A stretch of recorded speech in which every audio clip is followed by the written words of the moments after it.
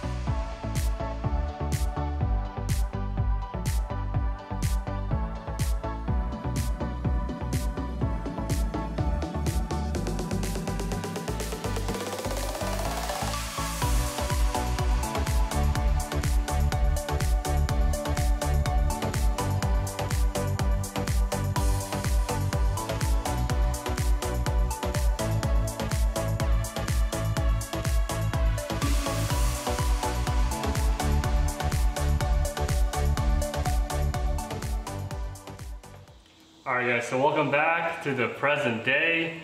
It's been almost a year and a half since we started this project. We took some time off, worked on other great builds.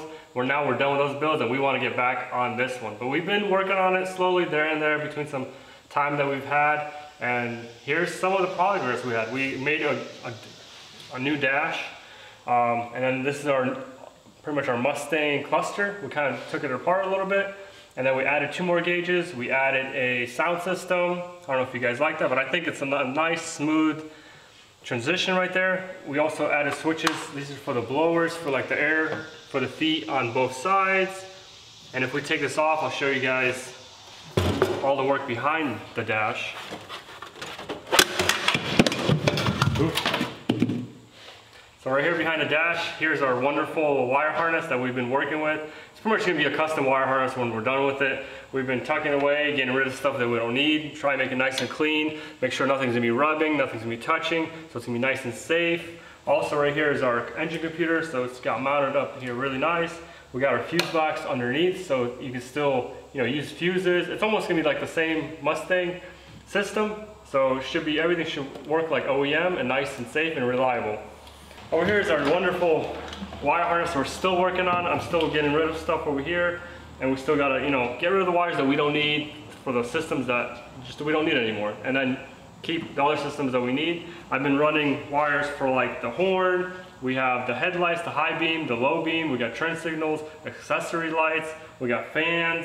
So there's a lot of stuff I've been working on, and it's getting there where pretty much we can just drive this thing around without the body, make sure all the systems work together good, and we have no issues.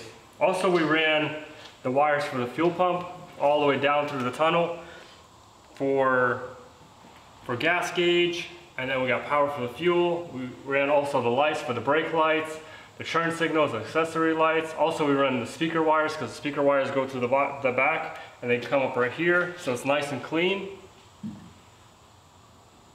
So a lot of progress has been done.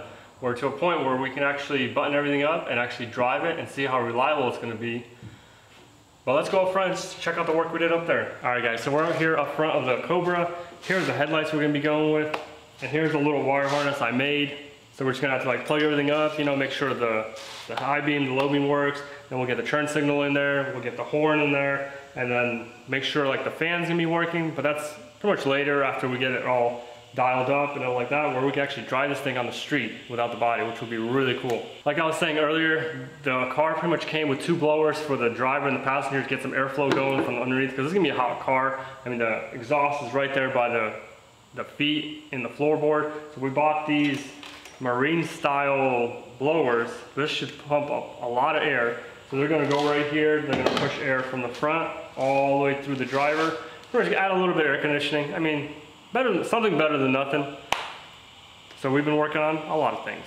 Since this car we've been building, we've actually wanted to upgrade the brakes. So we've been looking around on the marketplace for some big brake kits and things like that. And this deal came up. These are off a Ford Mustang GT, the premium package. So it's got some big Brembos. We got the rotors. And I think we only paid like $200 for them. So we already bought the rims and everything. I don't know if they're gonna fit, but I definitely think it's worth a shot. I mean, for 200 bucks, if we're not gonna work on this car, we'll use it on another car. But I think we can get them to work, and compared to what we had in the front, let's go check it out. These are gonna be a big upgrade.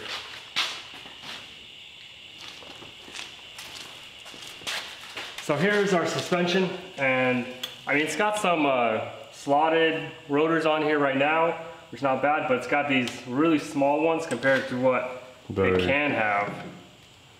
So that would be a really good upgrade. This will make the car stop nice, because we did upgrade the engine. We got more power in it, so we definitely need more stopping power. But we're just going to see later once we start working with suspension. Right now it's not that important. We got to make sure this thing runs and drives and doesn't overheat. There's no issues. It's going to be reliable. And then we're going to start messing with the performance. All right guys, so whenever you're doing something, it's always good to have a deadline, to have some goals to move forward. So we're right here, and I want to be done like right here.